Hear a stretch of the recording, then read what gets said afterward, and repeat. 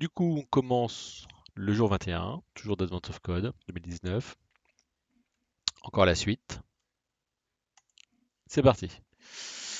Du coup, sprint de aventure. Intelligence artificielle, ouais. Notice. Le robot peut sauter au-dessus des trous. Ok. Ah, on a Incode encore. Avec de l'ASCII en entrée. On a déjà vu ça. On a fait des méthodes pour ça. Donc du coup, Spring Boot Programmers. Donc c'est un logiciel qui utilise que des valeurs booléennes. C'est le script là. Donc il y a deux registres, un T et un J. Ça c'est un registre temporaire et J c'est le registre de fin qui définit si le robot il va sauter ou non à la fin. Ok. Il y a des capteurs avec quatre autres registres A, B, C, D qui captent s'il y a des trous devant. Ok. Il y a trois inscriptions possibles, le et, le ou et le not. Il n'y a que deux parce que la réponse est mise dans le deuxième à chaque fois. Donc là, le or, c'est ça ou ça, et c'est dans Y. Le not, c'est juste l'inverse du X. Ok. C'est une espèce d'assembleur simplifié. Et donc, le encode programme demande ça en entrée pour donner des ordres au robot. Ok. Donc par exemple,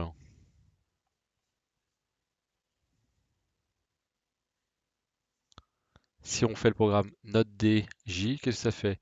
Ça veut dire que si j est égal à false, si d est égal à false, on jump. Et ça donne ça. Donc là, on voit le A, B, C, D, quatre registres.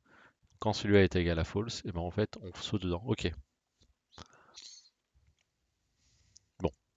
Oh, putain, le pulse input. Ok, on prend le pulse input. Et c'est le dé, j'ai dit 21. Ok, on va le mettre dans les ressources. Hop. TXT.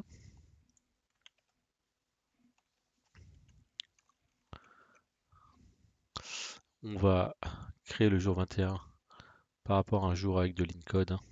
Hop. Jour 21. Jour 21 pour l'entrée. Ok. La part 1. 0. La part 2. 0. Voilà. Du coup, ce qui est dit, c'est que le code qu'on a en entrée, il va demander en input du texte.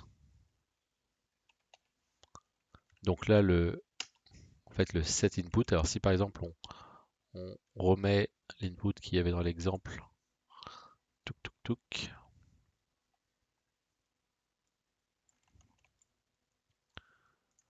ça et walk, et on fait un encode.compute,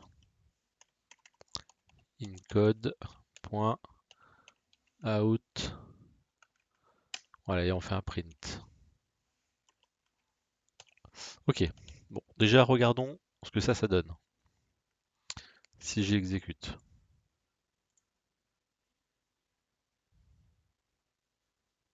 Prends ton temps. Je, je comprends pas ce qu'il fait, Intelligent. Kotlin Connection, qu'est-ce qu'on a à foutre? Alors, invalide second paramètre. Expected J ou T. Qu'est-ce que j'ai mis là? Ah bah oui, note D. Donc c'est note DJ. Ah bah donc, le message d'erreur c'est clair. Oh c'est dingue. Ah! Alors si on regarde ce qu'il nous a donné, il nous a donné exactement ce qu'on avait dans l'exercice. Donc là, le D, c'est A, B, C, D, donc il est là. Le D est à true, donc le note D est à false, donc il saute pas. Là, on arrive là, le D est là, c'est à false, donc le note est à true, donc il saute. Et il saute et il atterrit pile poil dans le trou. Ok. Donc en fait, quand on voit ça, on se dit, bah c'est simple. Comme il saute, il suffit de lui dire, au contraire, or. De lui dire, voilà, si D est à 1, J et T commencent à false, hein. Donc si D est à 1, bah, le or en fait met à 1 le J. Et comme ça, on va sauter forcément sur une plateforme, et du coup, on va pas tomber. Donc là, si j'exécute ça, et on voit que c'est pas aussi simple, parce que là, le D est à trou, donc en fait, il saute dessus.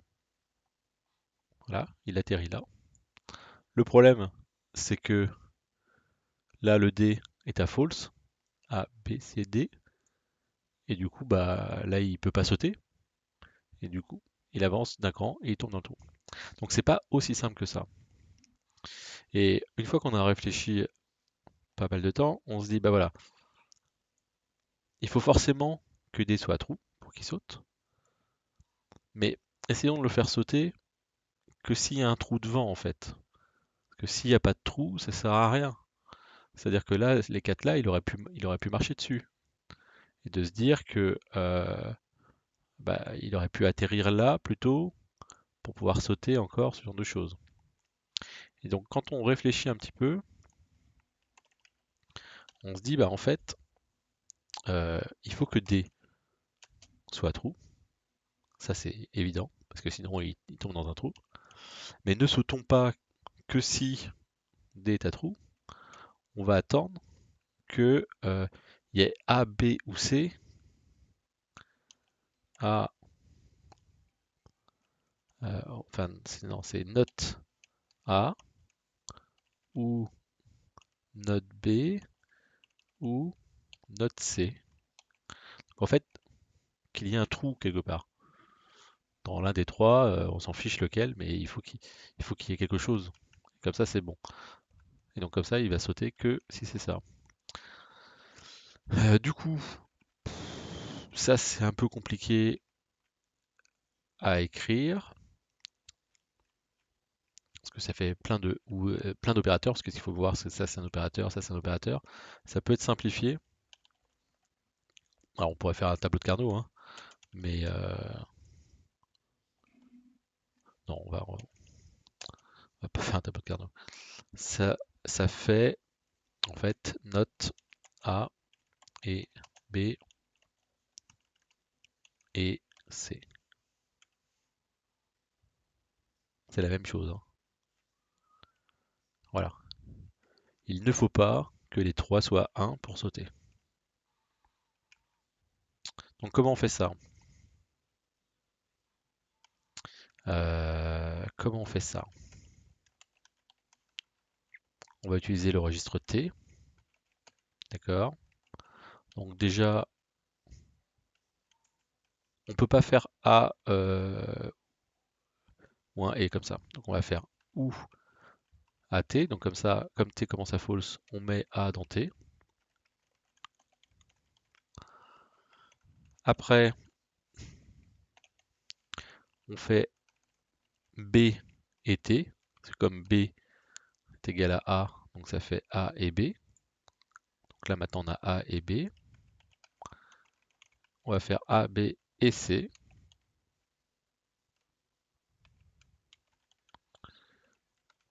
On va faire un... Donc maintenant il faut le note. Donc là on a le note, hein.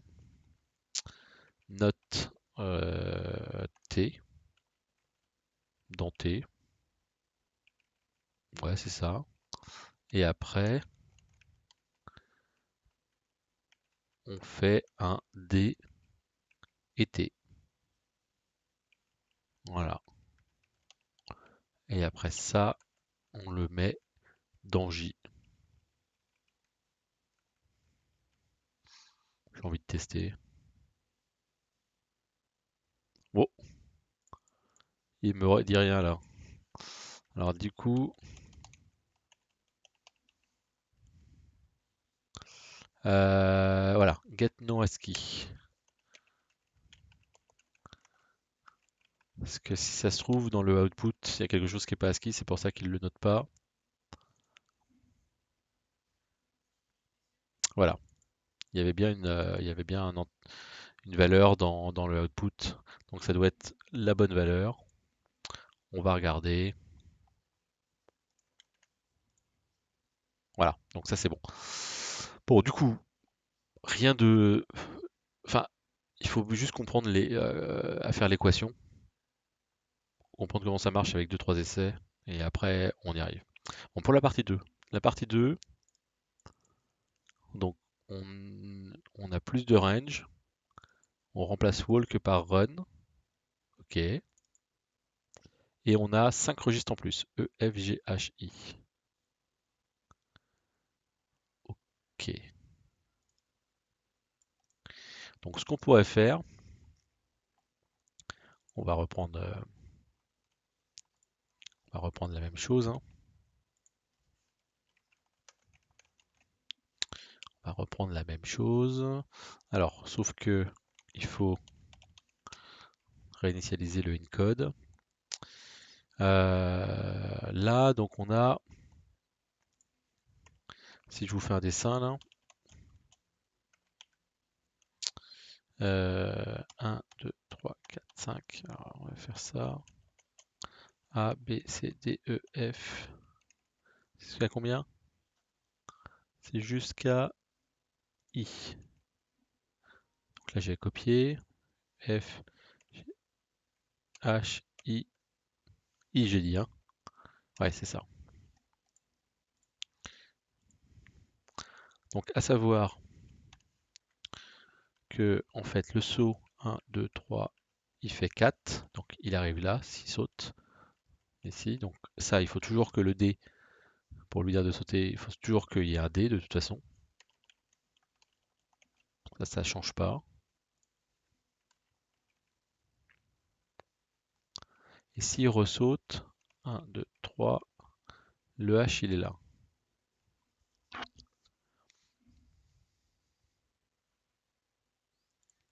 Donc là en fait, on pourrait essayer un truc bête comme tout à l'heure, de dire que s'il y a D et H, alors je run. En gros, s'il peut sauter sur D, il pourra sauter sur H. On pourrait se dire, ça fonctionne bien comme ça. Si on run, on voit que ça ne marche pas parce que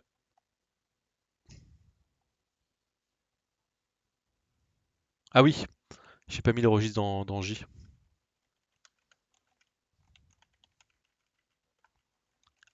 TJ.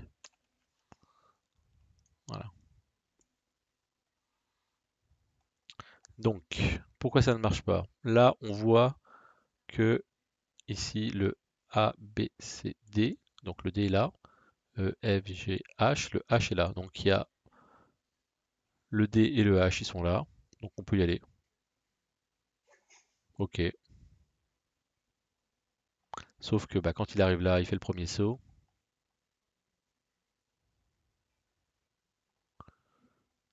Alors, il arrive ici. Mais, ah oui, il arrive ici. Mais là, cette fois-ci, ouais. A, B, C, D, donc le D est bon. A, B, C, D. Par contre, lui, il n'est pas bon. Donc là, il fait pas le saut parce qu'il sait qu'il va pas pouvoir s'en sortir la deuxième fois. Ok. Bon, là, pareil. Euh, Quand on réfléchit assez longtemps, il faut quand même comprendre que c'est le D et le H la clé du problème. C'est clair ça. Et donc, je reprends mes notes. Voilà, donc c'est D. Voilà, c'est D. Qu'est-ce qu'on sait aussi? Il faut sauter s'il n'y a pas le A. Parce que si le trou est devant, quoi qu'il arrive, de toute façon, il faut sauter, hein. Bon, après, il faut quelque chose devant, mais il faut sauter.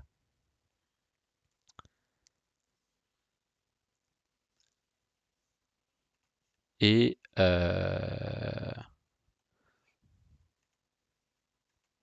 et on va dire, il faut sauter aussi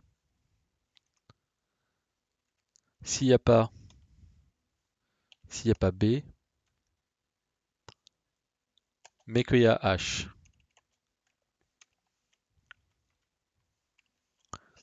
Ou qu'il n'y a pas C, mais qu'il y a H. En gros, qu'est-ce qu'on dit? On dit, de toute façon, il faut qu'il y ait D, parce que c'est là où on atterrit. Euh, s'il y a un trou devant, il faut sauter quoi qu'il arrive. Et ensuite, s'il y a des trous, on va s'assurer qu'il y a D et il y a H. Comme ça, on sait qu'on va pouvoir y arriver. Bon, vous voyez un peu le principe? Bon, c'est vrai que j'ai déjà réfléchi à ça, hein. C'est plus facile maintenant, mais ce qui compte, c'est de trouver cette équation-là. Ok. Donc, comment on va le simplifier?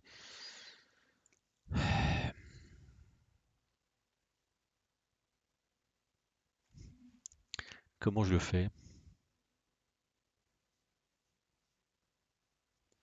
Parce que c'est gentil ça, mais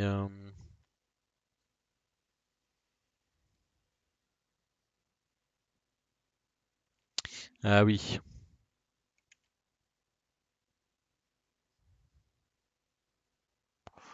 Ouais, je peux utiliser le J en temp en fait. C'est-à-dire qu'on va essayer dans ce sens-là. On va essayer de faire dans ce sens-là et après on va faire l'inverse. Ok. Du coup, on met note C dans T. On fait H et T. On a ça.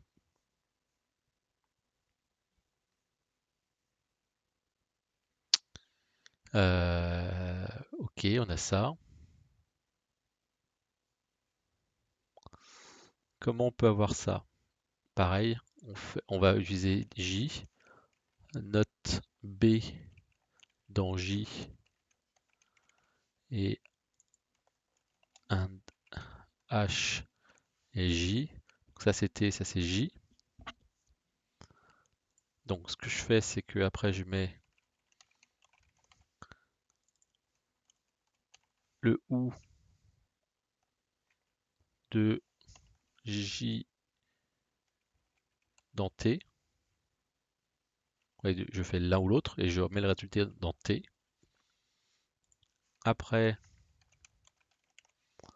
je fais un note de A, donc dans J, dans l'autre qui est disponible. Et après, je fais un OU des deux.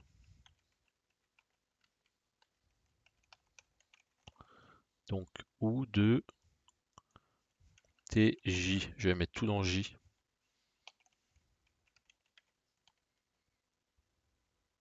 Voilà. Et à la fin, je fais un E de D et J pour mettre dans J.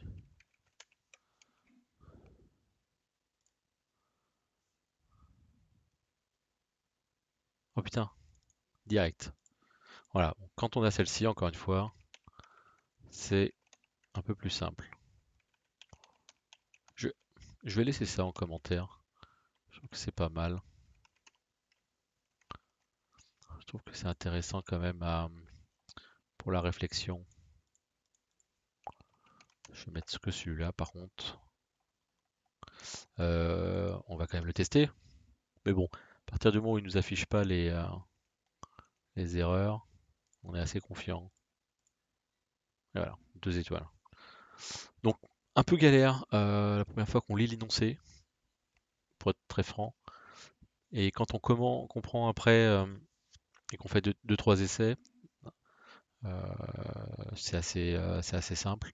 Bon, quand vous avez connu les calculatrices à la notation polonaise, c'est encore un peu plus simple, mais ça se fait plus trop, hein. Les utilisateurs de HP 35G, c'était une HP 35G j'avais? HP 35G, je crois, c'est ça, hein. Ouais, c'est ça, hein. Bon, bref, enfin une série rapide pour ce que c'est. Voilà pour le 21.